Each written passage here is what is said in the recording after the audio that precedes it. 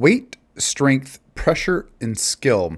There are 4 things that are pretty important when we have tournaments, when we have our open mats, just overall rolling in general. Now, 4 of those things are very important, but to have all of them can really make a unicorn of a jiu-jitsu practitioner.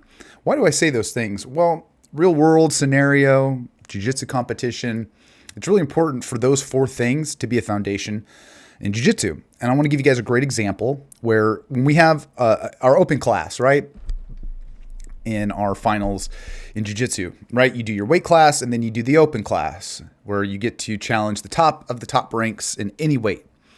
And why do I think this is so important? Because when we go against our opponent, not everything is going to be the same factor, right? Weight, height, all that stuff. There's going to be different variables. But one thing I want to just at least put into perspective, takedowns and why they're so imperative and what it means to start off the match that way. And then we're going to end with having that stamina and skill. All right. That's that strength, pressure, strength and skill. So let's watch it. I want to watch like a good first minute and then we're going to watch the last minute. So let's get into it, guys. And again, make sure to like and subscribe if you guys like this content.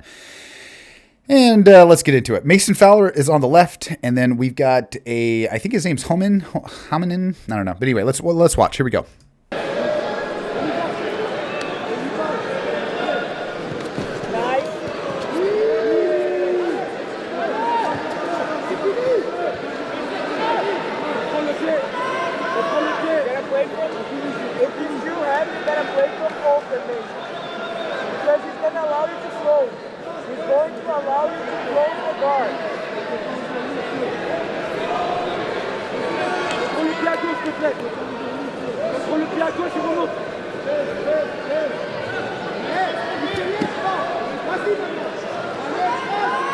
You can also play butterfly. You can also play half butterfly.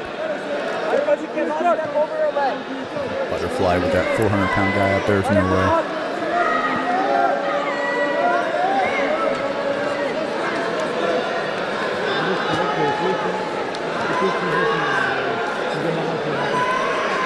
All right, and we're going to pause it right there. So, just like we said, we've got a big dude, probably 300 pounds, and we got Mason Fowler, who's probably about 200, all right?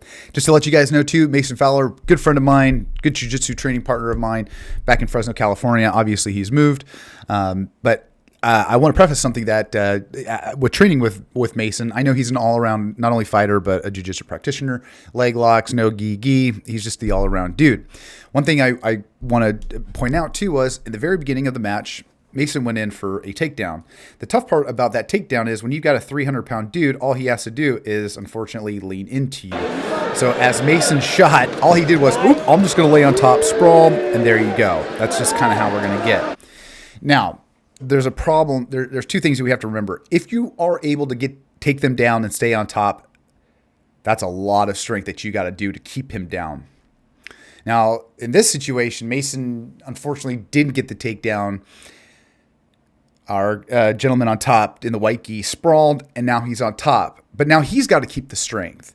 Now, the difference between the two, obviously, is weight. Now, big boy up on top, that's a lot of air to supplement all that muscle to keep that going. And one last thing to remember, guys, if you are training, make sure to keep your weight in check, your muscles in check, your cardiovascular, because what he's doing right now, I think, is a disrespect and like a representation of what jiu-jitsu is, because this is a lay and pray. Like, there's no way this guy's going to last, okay, he's going to last, 10 minutes, but I want to show you guys something. As we get into the third part of the match, I just want you guys to see some of this speed, strength, ability. So let's give it one more here. Come on, Mason, last 2 minutes, come on. You gotta try to stand up. Voila. The guy's not fighting. Yes. Come on, Mason. Everything you got, Mason. Come on. Everything you got. Come on,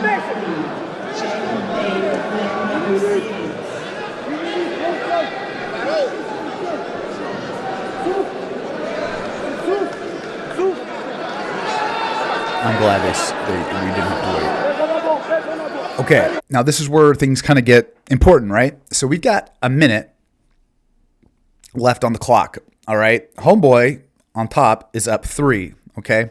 Probably for some attempted passes, probably for some legit, I don't know, maybe you got side control. I don't know, whatever the 3 points were. We got a minute left. And who do you think is more gassed? The dude on top or the guy on the bottom?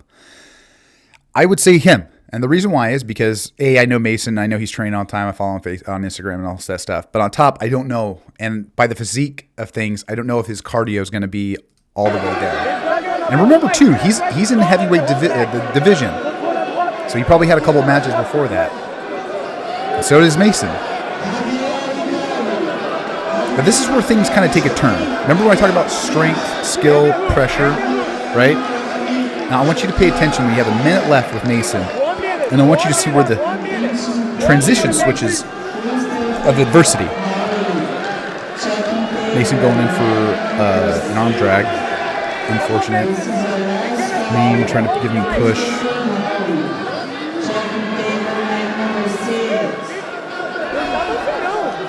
All right, so they probably got about a minute or two to just kind of breathe up. But here we go. He's trying to pass. He's doing a good job keeping that forearm up here.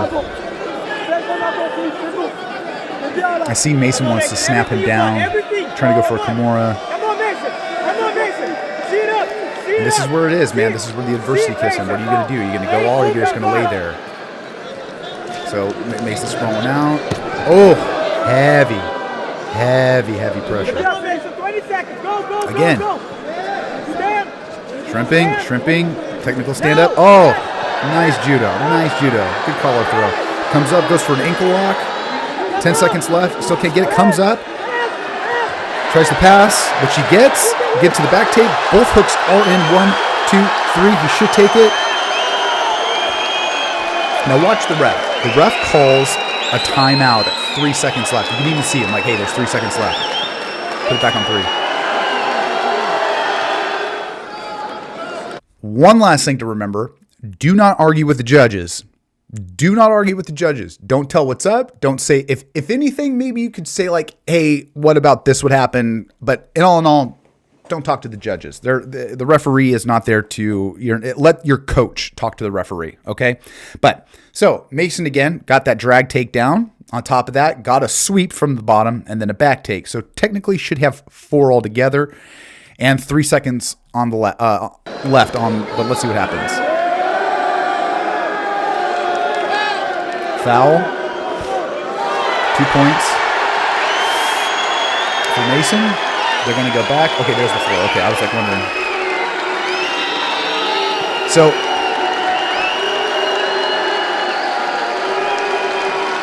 and Mason gets the win.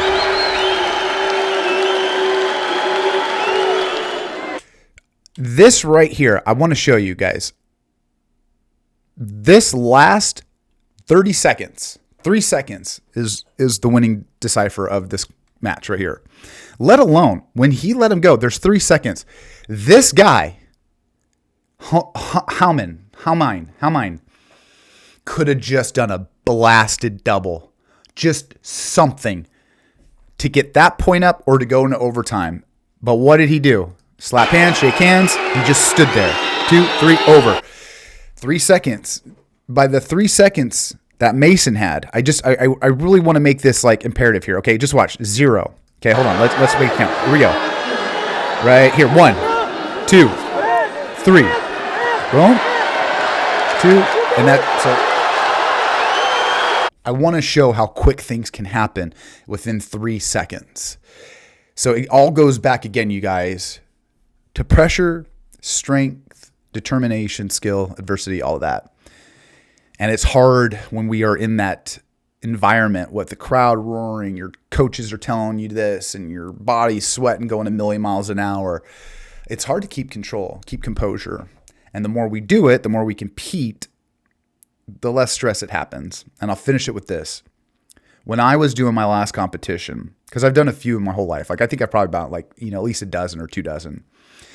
I remember going in that last one, I didn't have any stress. I didn't have any anxiety. I think about a month or so beforehand, I was, I'd feel the sweats and stuff. But I remember going into it, I'm like, I'm prepared. I know everything I need to know. I don't know what else there's to be concerned about. And I remember going into that match fully prepared. Weight was on point, skills were on point, and it was a draw. And I'm really happy with my performance because I didn't gas out. I didn't do anything stupid. I might have made a mistake, but we all do. But at the end of the day, it all comes down to mental preparation, physical preparation, and to have everything in a symbiotic motion, you're going to have a great result. So I hope you guys do great out there. Be safe, compete smart, train hard. I love you guys. See ya.